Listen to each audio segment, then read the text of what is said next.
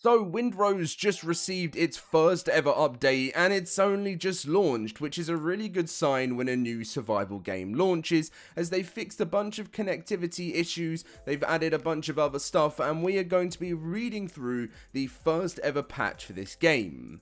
It's also 10% off right now in a sale, when you can now pick it up for £22.49, and at the moment the reviews are crazy positive for this game, and it's truly shaping up to be one of the best pirate games so far. Let me know your thoughts on the game. Are you enjoying it? Are you having fun? Because things seem to be going pretty well for this game. If you enjoyed today's video and you want to keep up to date with everything Windrose news and update related, feel free to drop a like and subscribe, and we're going to be diving into things. So connectivity fixes, direct IP added, and a save backup system update. Fixes for the ISP related issues, new direct IP option, and new experimental automatic save backups to prevent data loss. All very, very important when running a survival game. So dear captains, over the past few days, some of you have encountered several issues. Our team has been working in an emergency mode to resolve them as quickly as possible so that more players can enjoy the game without disruptions. This is the version of the update below. So connectivity server selection, so we've identified issues with certain ISPs blocking parts of networking services. To address this, we've implemented the following changes. Connectivity server selection, you can now manually choose a specific connectivity server instead of relying on automatic selection. You can also see which servers are reachable. Dedicated servers can be configured via serverdescription.json. Now if you do want to grab yourself a server, you can do right now. Nitrado are offering Windrose servers. The link to my Nitrado link is down below. You can pick one up today and play with your friends. So yeah, you can see that. I'll leave it at the top of the comment section so you can see that. As for a known issue, if your connection is unstable, high ping or packet loss, and a connectivity server may appear as available even if it can't actually be used. You can now manually select which connectivity server to use, and if you were unable to connect with your friends before, try using different connectivity servers. All players must have access to at least one shared server. This setting can also be adjusted for dedicated servers, and please allow some time for hosting providers to adapt these changes, especially since it's currently the weekend. Well, it was the weekend.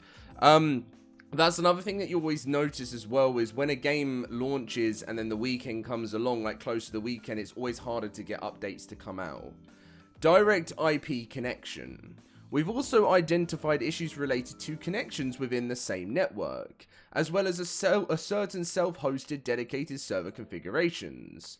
To address this, we've added the option to connect via direct IP.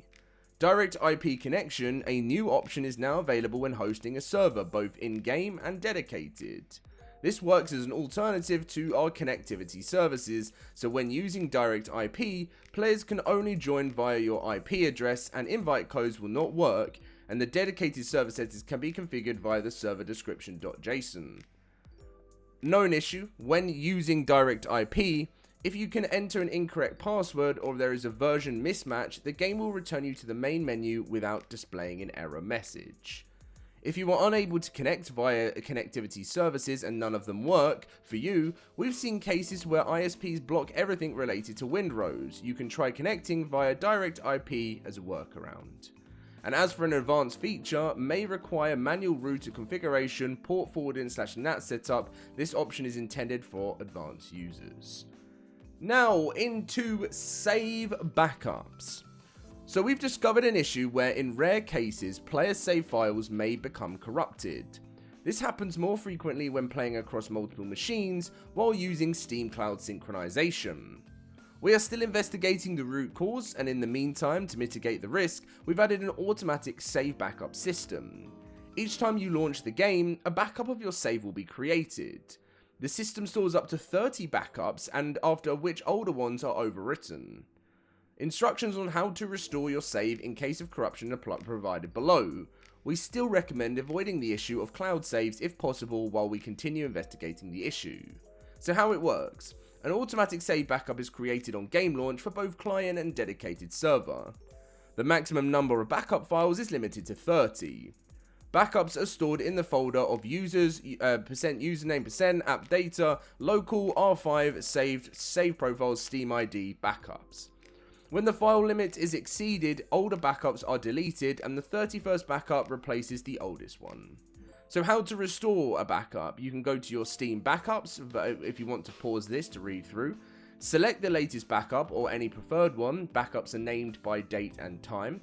Copy all the contents from this folder. It should contain one plus account description.json, and then navigate over to your save profiles on Steam, your Steam ID, RocksDB, and paste the copied files in there and replace existing files if prompted.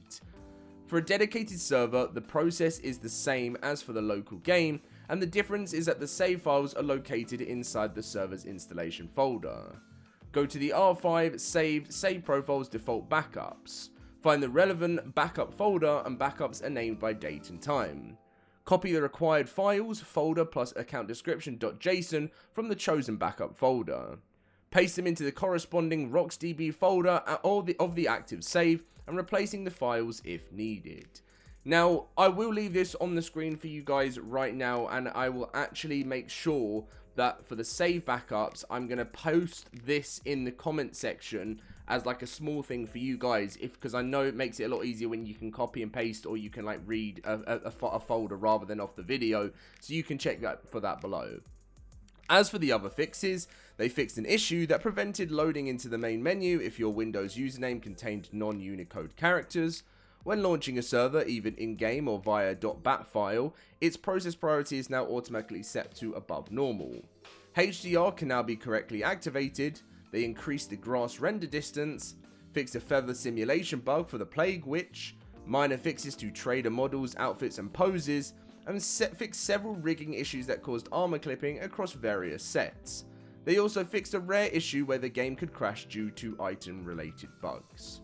So this is the first ever official update which has come to Windrose, which is very, very, very cool that the team, even over the weekend, they've been grinding hard and they've been making sure we can have all the updates that we need and be sure that we're on top of everything.